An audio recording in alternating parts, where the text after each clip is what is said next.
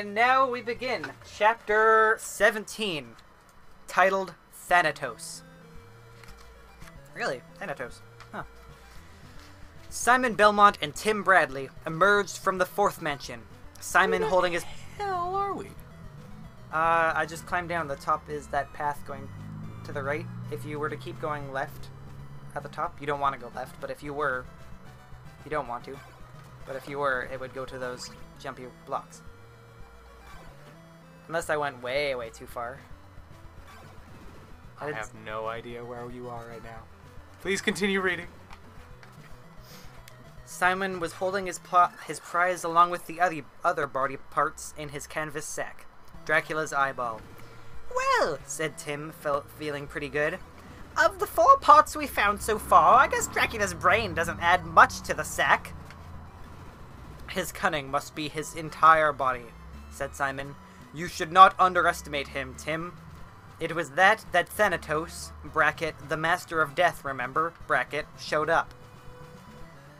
Braum's mansion had been much the same as Rover Mansion, which had also been quite like the other grand decaying houses, holding the body parts of Dracula, right to the skeletons in the dungeon. Oh, well, it also made things a little simpler. Not that they hadn't gotten their share of monsters and creepy crawlers, to say nothing of shivers. However, for some reason, Dracula had been leaving Simon pretty much alone. And now that Tim seemed to have kicked the chocolate habit, he felt much better about things. Much better, in fact, about this whole business.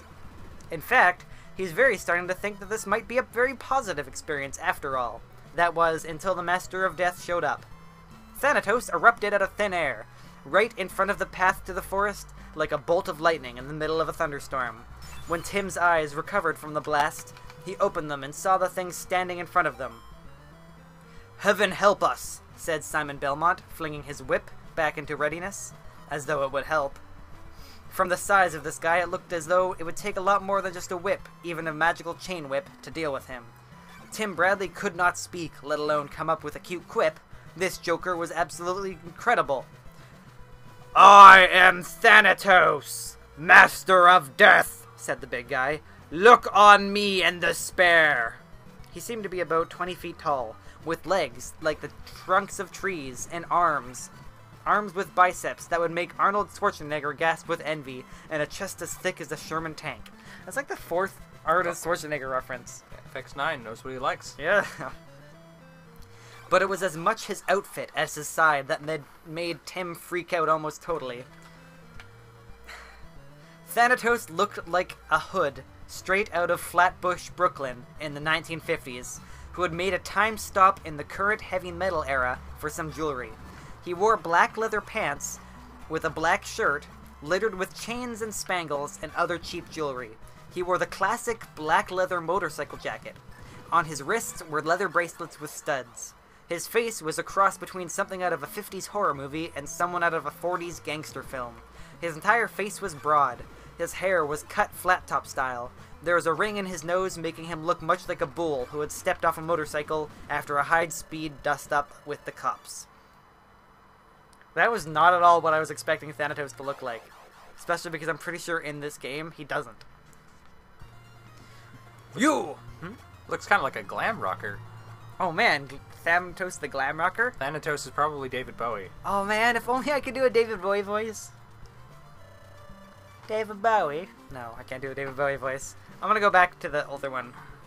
You! I shall toss you back to your home dimension! Thanatos said to Tim Bradley, gesturing with a hand the size of Tim's room. And you, Simon Belmont! He lifted his boots so high Tim could see the hobnails on the bottom. You I shall crush! Simon Belmont looked unfazed. Tim guessed that this was one of the nice things about being a hero. You didn't get too upset when big guys threatened you. You just took it all in stride and figured that this was just the next part of your mission or quest or duty. Tim, on the other hand, did not consider himself a hero.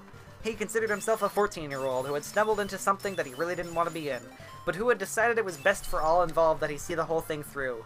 Now, however, he wasn't so sure. All the other parts of this journey had been scary and frightening, sure, but they had been fun compared to this guy. This guy really and truly meant business. And when he killed someone... Business, tra-la-la! And when he killed someone, that person was dead with a capital D. And who knew? Maybe worse than dead. The thing started to advance, pounding forward like a Japanese horror movie made real. And that's an actual line from the book. The spangles and jewelry flashed with an infernal light of their own. The smell of the thing advanced before it, a wave of seaweed and dead jellyfish. The very air began to crackle with energy.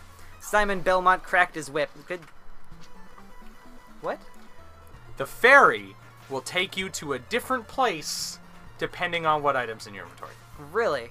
Yeah. So when you took the ferry back over, you went to the other place. Oh. Sorry. Right, because you knew that. I totally knew that. Just forgot.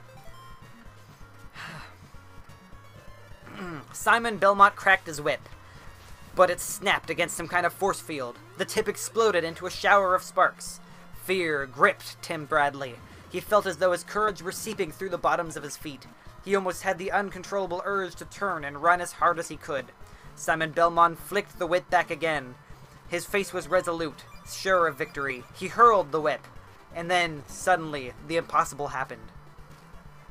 Thanatos, Master of Death, reached out with one of his hands, and he reached out so quickly Tim could barely see him move. The hand shot out, wrapped around Simon's body, pulled him forward towards his face. The mouth opened, and Tim had a glimpse beyond jagged fangs and rotting molars. A glimpse of stars and nebulae. N-E-B? Nebulae? Nebula? Of shadows between planets and worlds being born and worlds dying. The hand pulled Simon Belmont towards his death. Almost unable to stop himself, Tim turned to run. He had to get out, had to get away, had to. But then he stopped. He forcibly called himself to a stop. He got a grip on that fear. Got a grip on the fear that had grabbed him, and every bit as much as force as the Master of Death had used to grab Simon. No, he was bigger than his fear. Besides, hadn't Thanatos said something? Something very important? Something very telling? "Stop right there! This instant!" called Tim Bradley. "Don't you dare eat that hero!"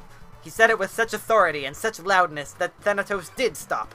He held Simon Belmont dangling just inches from the chasm of nothingness, and his eyes rolled like bloodshot marbles toward Tim Bradley, looking down as a cook might on some troubling mouse squeaking for cheese in the pantry. "Who dares challenge Thanatos, Master of Death?" the great leather being demanded. "Look, jerk! We know your name by now!" Tim took out his whip. He didn't really know how to use it, but he sure could try and fake it. "How dare you speak to me like that, mortal?" "Look, I might be mortal, but I can thrash you any day, you third-rate creature. The Master of Death began to turn a bright purple. Steam spumed from his ears. He dropped the half-conscious Simon Belmont to the ground and started stomping towards Tim, lightning bolts and firecrackers, exploding from his bulgy eyes. "You're worse than dead, buddy boy." "Oh, no, I'm not!" Tim hurled the whip with all his might, snapping it just like Simon Belmont had taught him to.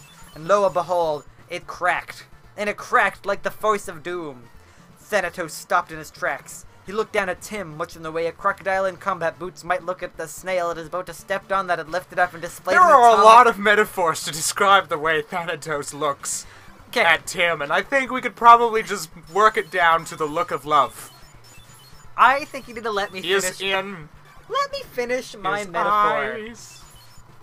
He looked at Tim, much in the way that a crocodile in combat boots might look at a snail it is about to step on, who has just lifted up and displayed an atomic bomb it is about to detonate. That obvious look. That is not a metaphor, that is a simile. Oh, thank you, Sassy Facts. That is a simile, not a metaphor. Jeez, Sassy Facts is getting pretty sassy these days. "Who are you?" he demanded. Timothy Bradley, said Tim. "And who, pray tell, are you?" "I am..." Thanatos shook his head, confused. I have already told you who I am, Timothy Bradley. Why do you use for a head a pumpkin? Or what do you use for a head?" Tim snapped the whip again. The sound was louder, as though someone had taken deep and wonderful... as though something deep and wonderful had taken control of his arm. The creature actually stepped back, looking perplexed. Meanwhile, off to the right, Thanatos did not notice that Simon Belmont was recovering, Simon already getting to his feet, looking around dizzily. Tim knew he had to distract the thing's attention. He had to let Simon get another chance at it. I've got a computer for a brain, you stupid pile of buttons! I'm a lot smarter than you! You are an arrogant piece of earwax, Timothy Bradley. Angry smoke spumed from the thing's armpits. I shall have to kill you now. But you can't kill me! You said so yourself! You can only send me back to my home dimension! The monster was taken aback. His mouth hung open. I was being merciful, you brat! I can do what I like! Oh yeah? Tim snapped his whip again. Well, come and get me, cucumber breath! Cucumber breath? Oh, okay. Cucumbers are kind of phallic. Maybe he's making. Maybe it is a cock joke. Maybe he's making a dick joke. Maybe he's making a jab at his sexuality. The thing snarled. What with the leather pants and the. The thing snarled like a million cats fighting. It stepped forward.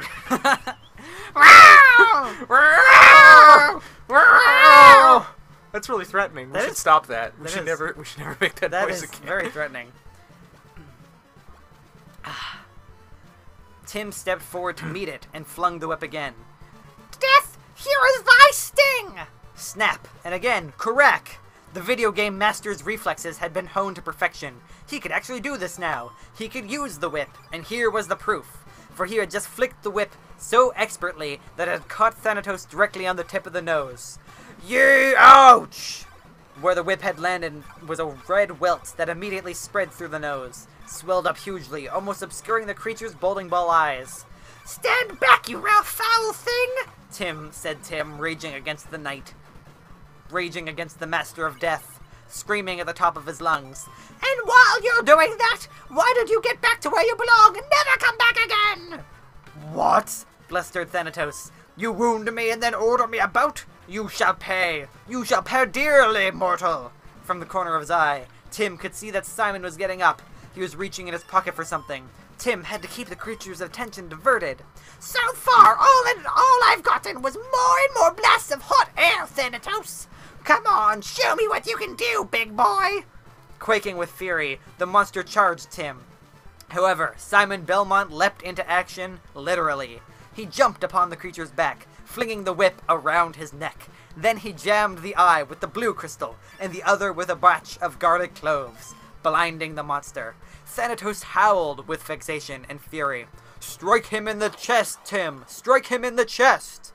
Tim ran up and hit Thanatos in the chest with a clenched fist. No, said Simon, fighting for all he was worth to stay on the creature, who was bucking like a Brahmin bull. With the thorn whip! With the thorn whip, Tim! Ow! Tim stepped back, aimed, and let go. Snap! The biggest snap of all! Thanatos gave one more mighty heave, tossing Simon Belmont once more.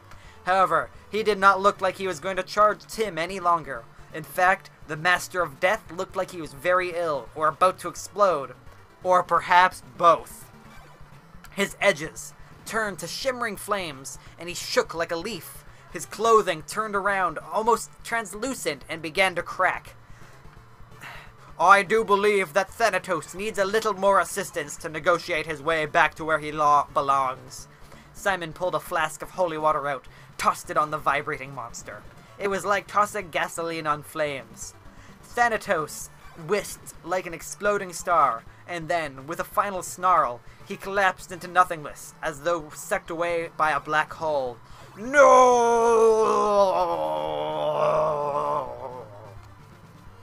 Wow, said Tim. What a sight! Simon Belmont took a deep breath, put away the flask and then the crystal. And then he looked at Tim with renewed respect, and perhaps even awe. Do you realize who that was? He said. My gosh, do I have to say the name again? Thanatos, Master of Death. Yes, but do you have any idea what that monster could have done to you? Tim made a motion of dismissal with his hand. No big thing. He was just a full of hot air as Dracula. Simon shook his head solemnly. You were really in big trouble, Tim. Your bravery is truly astounding. Tim blinked. You meant I really could have, died? Simon said, "In a word, yes." Tim Bradley fainted, dead away. I'm sorry, I was only half listening. Was that the chapter where they just had sex with Thanatos? What? There was a lot of grunting. There was a lot of sweat. A lot of jumping around. Yeah? Yeah, I could see where you're going with that.